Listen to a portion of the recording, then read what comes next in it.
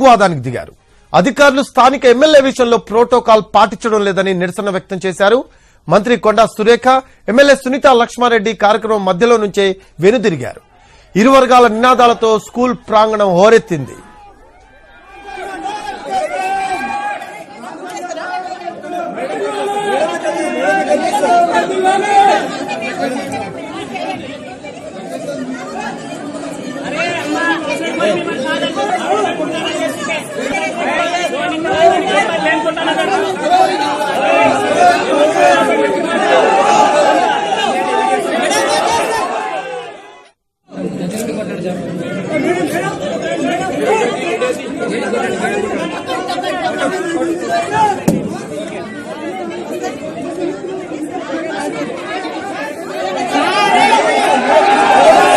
మెదక్ జిల్లా కొల్చారంలో బడిబాట కార్యక్రమం రసాభాసైంది.